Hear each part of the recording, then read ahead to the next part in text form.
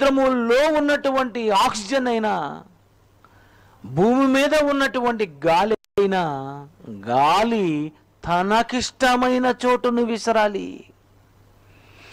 దేవునికి ఇష్టమైన చోటుకు అది వెళ్ళిపోవాలి.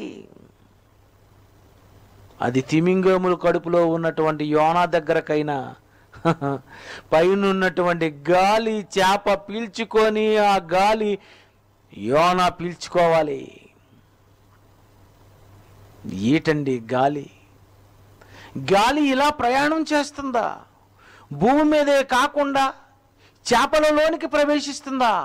ఆ చర్మముల్లో నుండి కూడా ఈ గాలిని పీల్చుకునేటట్లుగా దేవుడు ఆ చేపకున్నటువంటి ఆ చర్మాలు కానివ్వండి, ఆ రంధ్రాలు కానివ్వండి, ఈ ఆక్సిజన్ అవి పీల్చుకుంటున్నాయి అంటే ఈ గాలి ఎక్కడికి ఎందుకు అది వెళ్ళాలి, అది ఎందుకు బ్రతకాలి, అందులో ఉన్న యోనా ఎందుకు బ్రతకాలి?